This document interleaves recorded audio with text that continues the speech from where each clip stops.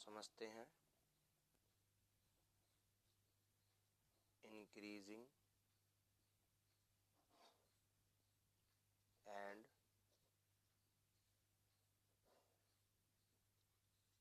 Decreasing function.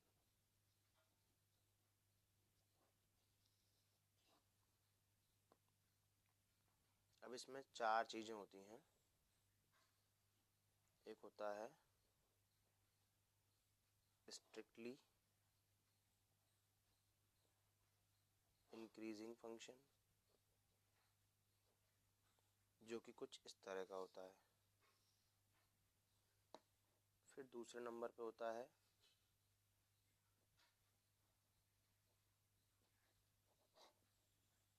Increasing function, जो कि कुछ इस तरह का होता है। फिर आता है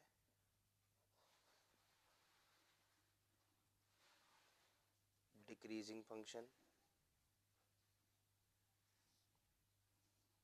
जो कि कुछ इस तरह का होता है।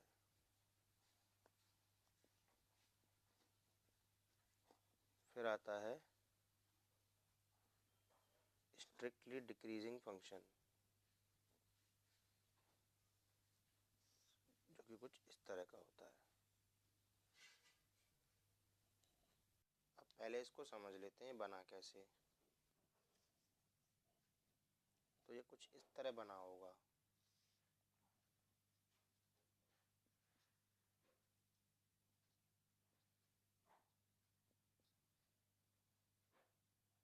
मतलब कोई पॉइंट अगर ये यूँ आ रहा है तो इसका मतलब है x की वैल्यू 2 होगी, y की वैल्यू 1 होगी।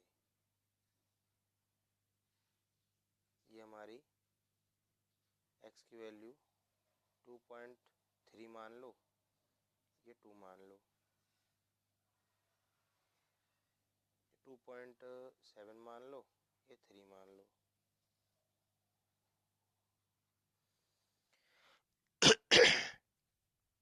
ये हमारी 3 मान लो, ये 4 मान लो,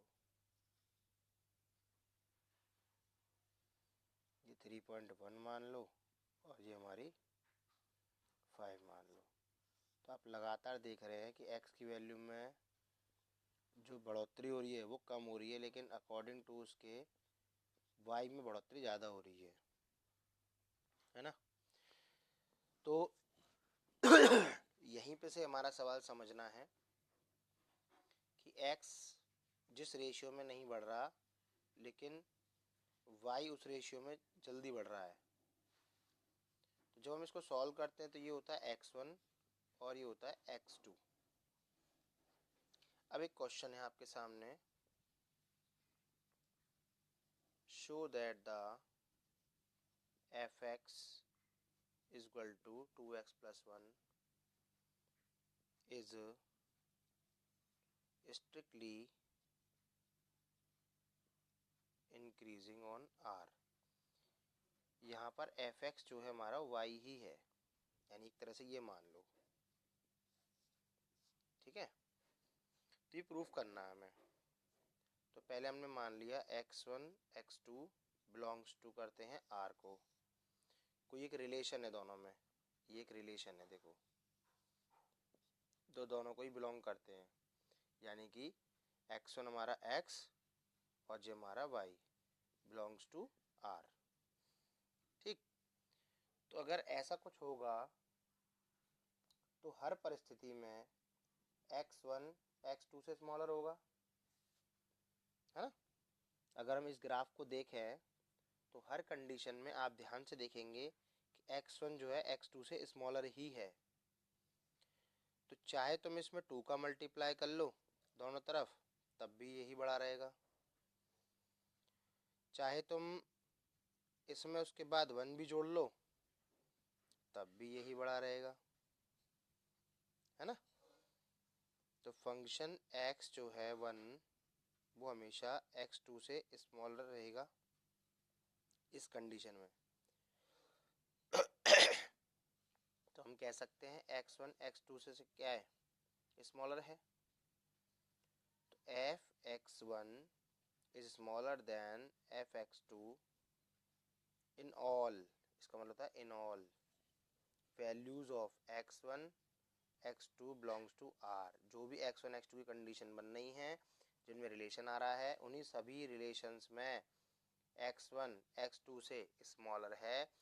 तो इसका मतलब x1 fx जो पूरा फंक्शन है हमारा, वो स्ट्रिक्टली क्या करेगा, इंक्रीज करेगा किस पर, R रिलेशन पर। R रिलेशन ये पूरा है। उम्मीद करता हूँ ये क्वेश्चन समझ में आ गया होगा। अब क्वेश्चन 2 समझते हैं। इसमें प्रूव दैट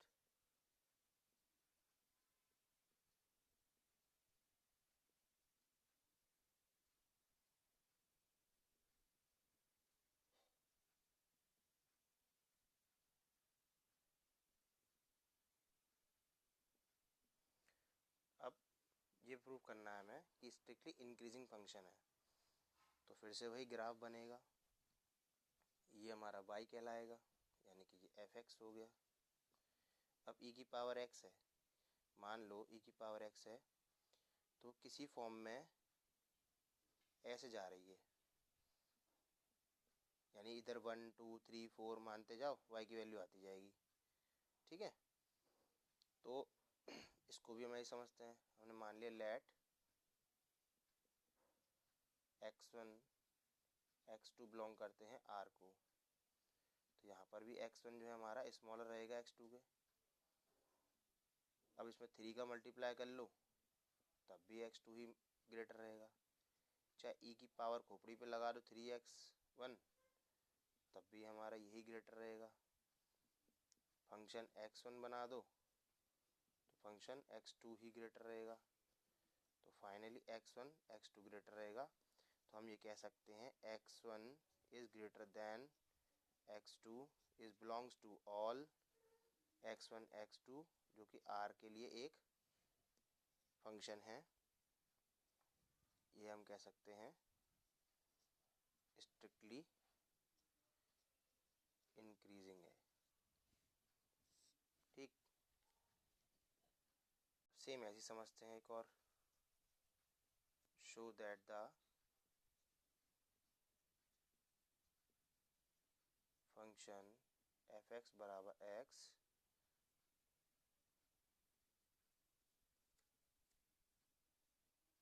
fx बराबर x माइनस साइन x, यानी कि y बराबर, ये चीज़ दे रखी है आपको, ये समझो आप ऐसे इज एन इंक्रीजिंग फंक्शन है, ये belongs to all x R, in all x R। तो पहले इसको ग्राफ समझ लेते हैं। इंक्रीजिंग फंक्शन है, यानी कि स्ट्रिक्टली इंक्रीजिंग नहीं है। ठीक है ना, इंक्रीजिंग फंक्शन है तो हमारा कुछ इस तरह आएगा, फिर यूँ आएगा, फिर यूँ आएगा। ठीक है, तो हम समझते हैं function x is equal to x minus sine x है। तो इसका डिफरेंशिएशन निकालेंगे। इसके डिफरेंशिएशन को हम लिखते हैं f डैश x। तो x का डिफरेंशिएशन हो जाएगा 1, है ना, साइन x का हो जाएगा cos x, बीच में माइनस है तो माइनस आपका बना रहेगा। ठीक है, अब जैसा कि हम जानते हैं, we know that -1 is greater than equal to -1 is greater than equal to cos x greater than 1, या cos x smaller than 1। -1 is smaller than equal to cos x और स्मॉलर देन 1, यानी cos x की जो सारी value होती हैं वो -1 से 1 के बीच में होती हैं। इसका मतलब ये हुआ। ठीक है, तो -1 और माइनस cos x होगा, तब भी यही रहेगा। ठीक, अब -1 को उधर ले जाओ उठा के, तो ये हो जाएगा 0, माइनस कॉस एक्स जी वहाँ पे उससे ऐड हो जाएगा। ठीक, तो इसको समझते हैं। और ये हमारा क्या है, मतलब वन दोनों जगह शिफ्ट होगा क्योंकि ये दो कंडीशन एक साथ चल रही हैं, इधर भी, तो यहाँ वन और लगेगा इसमें, है ना, प्लस का हो जाएगा और जे यहाँ आ गया, ये माइनस का इधर चला गया एक बार वन और एक बार इधर चला गया, तो वन वन टू हो गया। तो ये जो कंडीशन है हमारे पास ऊपर है, ये हमारी क्या है, ये है। तो इसको हम लिख सकते हैं F dash X greater than equal to two, smaller than equal to two. अब हम इसको लिख सकते हैं the value of F dash X is a zero और ग्रेटर देन जीरो। ठीक है, तो इसका मतलब वो क्या है, एक इंक्रीजिंग फंक्शन है। मतलब इसको और समझने की कोशिश करते हैं, एलैबोरेट करते हैं कि जो वैल्यू है एफ डैश एक्स की, एफ डैश एक्स की वैल्यू ये है, वो अपने आप में क्या है, एक जीरो है। ठीक है ना, या ग्रेटर देन जीरो है, यानी कि इसका आंसर ज़्यादा से ज़्यादा जीरो आ सकता है।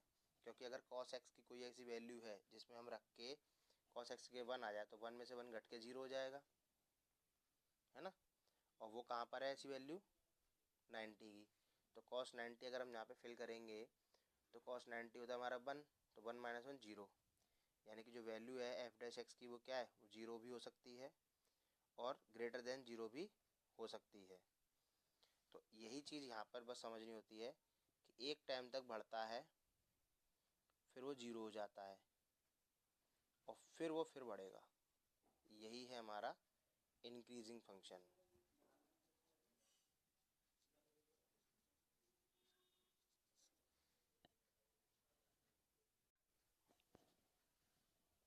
एक और क्वेश्चन समझते हैं। Show that the function F X बराबर 3 minus 2x is strictly decreasing function on R. यानी कि ये हमारा हो गया इस तरह। तो हम लेट कर लेते हैं x1 x2 belongs to R, जहाँ पर x1 smaller than x2। Now x1 smaller than x2, minus 2x1 ये इससे बड़ा हो जाएगा। क्यों बड़ा हो जाएगा भाई, हम ये मान लिया हमने, है ना, फिर से ग्राफ को देखना पड़ेगा हमें। स्ट्रिक्टली डिक्रीजिंग है यानी कि यूँ आ रहा है, समझते हैं।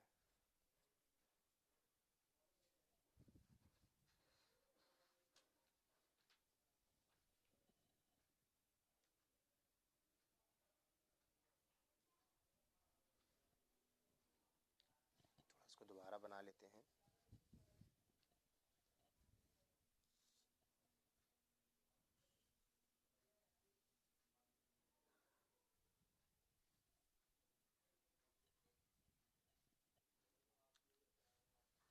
इसको दोबारा ही बनाते हैं,